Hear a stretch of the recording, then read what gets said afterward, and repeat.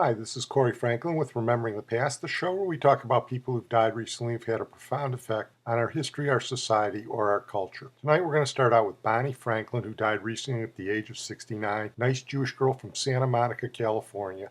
She was the star of One Day at a Time, first network series that was about a divorced mother, so in a sense it was groundbreaking. Extremely talented woman, and I want to point out another aspect of her career that didn't get much attention. Here's an AP report on the death of Bonnie Franklin. Bonnie Franklin, the pert, red-headed actress who won fame as a divorced mom on the long-running TV sitcom One Day at a Time, has died. She was a veteran stage and TV actress before One Day at a Time premiered in 1975, but the show made her a star. The series ran on CBS for 9 seasons, spending most of them as a top 20 hit. She played a single mother, raising 2 teenage girls, played by Valerie Bertinelli and Mackenzie Phillips. And it was reflective of what was happening in the country. I mean, I hear that still to this day. That was me. That was my mother. You were my mother. She was a good person. They wanted to make Mary Tyler Moore a divorcee on her show, but she didn't want to take that on. So Bonnie Franklin took on the first divorcee on television role a couple years later. Here's a little snip about what the show is about. I want to tell you something. I'm really proud of you.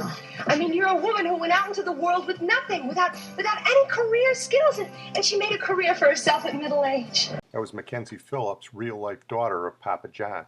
Actually had a lot of talented people on that show, besides Mackenzie Phillips, who when she was straight was a good actress, Valerie Bertinelli, Pat Harrington, and Richard Mazer. So they had a lot of talent on that show. It was created in part by Whitney Blake, the mother of Meredith Baxter, who was a star in her own right in Hazel in the early 60s. Here's a little bit of the theme song from One Day at a Time. Standard, generic 1970s theme song. I'm not crazy about it myself.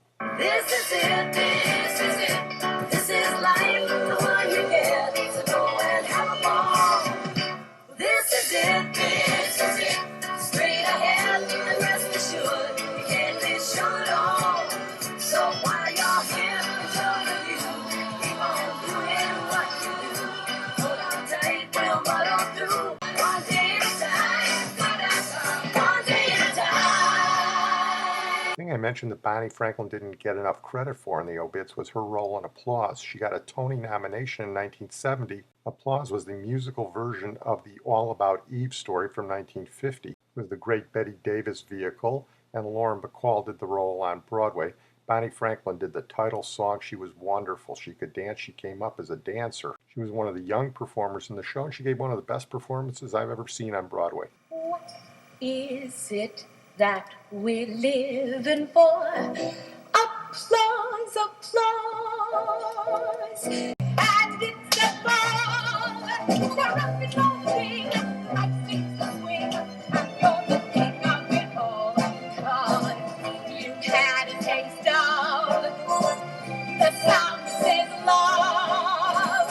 Applause, applause, applause. It's really too bad they didn't talk more about that. Ken Levine, who's a great television screenwriter who's written for MASH, Cheers, Frasier, and others, and has one of the top blogs in America, wrote a very nice blog post about Bonnie Franklin. He wrote, "So sorry to hear the passing of Bonnie Franklin. She was 69. In the mid-70s through the mid-80s, she was the mom on One Day at a Time. I had the pleasure of working with her on Almost Perfect in the 90s, and we remained friends. She also did a screenplay reading for me. For whatever reason, One Day at a Time has fallen between the syndication cracks. You don't see the reruns very often. And it's a shame because you're missing a terrific comic actress. What Mary Tyler Moore did for single women in the 70s, Bonnie did for single moms. Her character handled the struggles of a single parent with grace and humor, especially humor. That was an era in which many sitcoms had very dramatic premises and dealt with tough social issues. The comedy had to really come from character. Lines were funny because the actor delivering them had just the right attitude, just the right light touch. Bonnie was the best. Her timing, delivery, and comic sense was impeccable. And she brought such warmth and strength to the part that you didn't just laugh, you cared. If you were a teenage girl during the years of One Day at a Time, you wanted Bonnie Franklin to be your mom, even if you loved your real mom. I got the chance to direct her in an episode of Almost Perfect and marveled at how much extra she brought to her role and how effortless she made it seem. She was the consummate professional, a writer and a director's dream. She also sang, danced, was nominated for a Tony, appeared in movies, plays, and was very active in educational programs and local theater companies. She will be greatly missed. I hope some cable channel does a One Day at a Time marathon. Bonnie Franklin deserves a hallowed spot in television history. She already has one in my heart. That's high praise for Bonnie Franklin from a guy who knows what he's talking about. We're going to move on now, and the rest of the show in one way or another is about trains. And we're going to start with Dale Robertson, who died recently at the age of 89. Dale Robertson was one of those great TV Western stars of the late 50s, early 60s. You know the guys like Richard Boone, Hugh O'Brien, Steve McQueen, Clint Eastwood, each starring in a little morality play every week. Dale Robertson's show was the Tales of Welles Fargo. He was the narrator and the star. A nice little historical bend to it. One of the things that differentiated him from the other TV Western stars was he was the left-handed gun, although he did a knockoff series about 10 years later in the 60s, Iron Horse, where he was a right-handed gun. Like Tales of Welles Fargo, it was a train show. It wasn't as successful, it wasn't as good. Here's Bob Terry from Wild West Toys to talk a little bit about Dale Robertson. Dale is one of the most memorable Western actors from television from two series, The Iron Horse and, of course, from Tales of Welles Fargo, a wonderful Western series. As Jim Hardy, a Wells Fargo investigator, Dale was one of the few southpaws on television, one of the few left-handed guns, and Dale's indomitable presence, his unwavering sternness of his character, was perfect for the part. Tales of Welles Fargo ran from 1957 to 1962. There were 200 episodes made. The first episodes were black and white. The later episodes were in color and were an hour long, whereas the first episodes were half an hour. Dale is a wonderful person. He lives in Oklahoma, and I've had the occasion several times to visit just a little bit with Dale Robertson. I find Dale Robertson a person of unwavering moral character. Tales of Welles Fargo was all about Dale being Jim Hardy, Wells Fargo investigator, and he was wonderful in the part. Dale also served in World War II in the Army. He is a true American hero. Dale was wounded twice in the war and made a full recovery both times. Dale also did some boxing early on, but when he got back to the States, he had a picture taken at a photography studio that was for his mother. The picture was placed in the window of the studio and got quite the attention and attracted some talent scouts' interest, and Dale ended up in Hollywood partly because of that picture. Will Rogers Jr. told him when he was first getting into acting, don't take any dramatic acting lessons. They'll take your voice and they'll wrap it up in a dinner jacket, and people like their hominy and grits served in plain clothes. Dale took his advice, didn't take any acting lessons. Will Rogers Jr. is another guy with Oklahoma roots who went to California. Well, Dale Robertson was a decent actor, not a great one, but he had a great voice, and as I said, he was the narrator on Tales of Welles Fargo, and every episode began with that train rolling in, and here's one of them. In the spring of 1882, the Kansas City Special was held up at a place called Knob Point, Missouri. Trying to save the money in the express car, my good friend Pat McNeil, one of Wells Fargo's finest messengers, went to his death. I was going to have to find Jesse James and the money. Jesse James, the greatest outlaw of all time, the most desperate man in the country. Come on, how can you not want to watch Dale Robertson go after Jesse James? I'm going to play you two other Dale Robertson snips. He did a little bit of singing, and here in 1969 on Hee Haw, Roy Clark introduces him with that Merle Haggard Oklahoma anti-war anthem, classic from the late 60s, Okie from Muskogee. Dale Robertson. We don't smoke marijuana in Muskogee. I'm proud to be an Okie from Muskogee. A place where even squares can have a ball. We still wave old glory down at the courthouse. And white lightning's still the biggest thrill of all. The other Dale Robertson snip is from a 1950 adaptation of O. Henry's The Clarion Call, where he plays what else? A lawman on a train, and he has to take in his best friend Richard Widmark, who was a murderer, and he couldn't take him in until he got the money to pay off a debt he owed Richard Widmark, which he got from the newspaper. He had previously disarmed Richard Widmark's gun, and the step over part is stepping over the newspaper, which gave him the reward. By the way, I think Frank Gorshin got his Riddler persona from Richard Widmark's character in this movie. Let a cop like you pick up $1,000 and 300s. Never mind where I got it. Just count it. I trust you, bud. I trust you. The important thing is, where does this leave us? We're all square. Fair enough. So we start from scratch. Go ahead, take me in. Just so we'll end. Good luck, Barney. I'll say your strike. you a healthy gun. Give me that. Get over here. Get out. Step over it, clam head.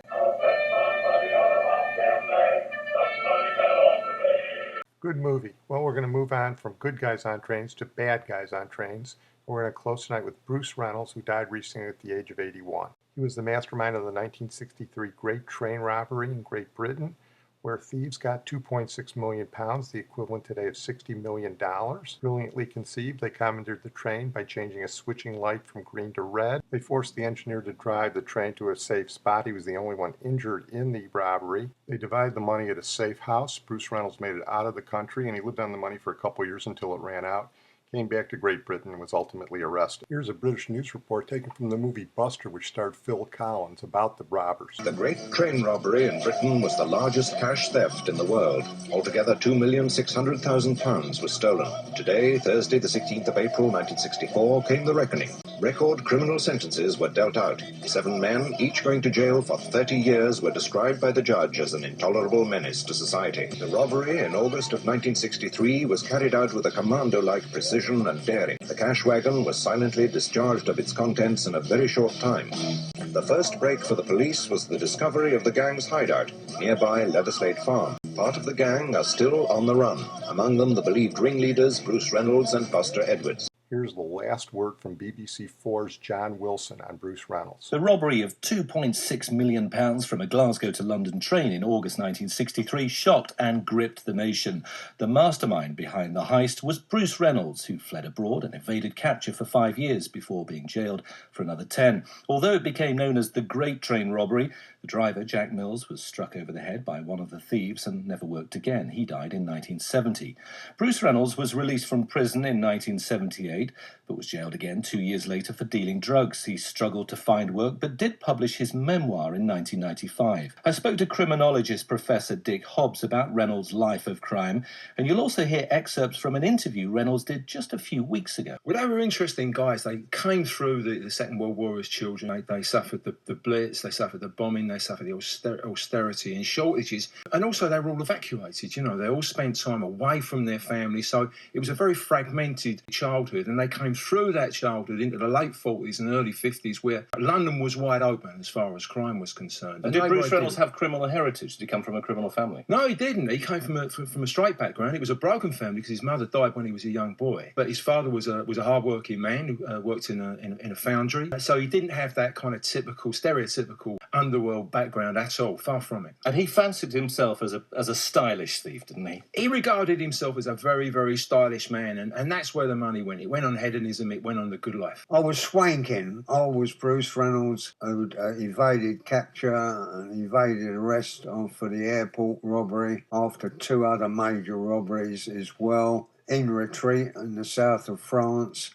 Of course, I was playing the part right up to the hilt. He had the imagination to actually put together 2 teams of career criminals from South London. And, he put it together, he worked it out, and he really went for it. So he was probably the central character. I never considered myself as a mastermind. I was the energy behind it, the motivating force. He was known as Napoleon, wasn't he? He wasn't a mastermind, but he was certainly a very good organiser. Jack Mills, the train driver, was coshed during the heist. He never worked again, and a lot of the public outrage about the robbery was because of that incident. You know, other than that, it was a perfect heist. No one was hurt other than the driver, and that certainly was part of the reason why the sentences were so large at the time. I'm neither proud nor ashamed. I mean, you're not ashamed? I'm not ashamed, no. That's but I mean, a man was very badly hurt and later died. Jack Mills, the train driver, he was coshed. I mean, he was savagely attacked. I differ there. I mean, he died 7 years later Indeed. from acute leukemia. I've expressed my regrets to the family. It shouldn't have happened. It did happen. There was lots of casualties involved in the Great Train Robbery. I was a professional thief. The gang went into hiding in a farmhouse in Buckinghamshire, but they were rumbled, they went on the run,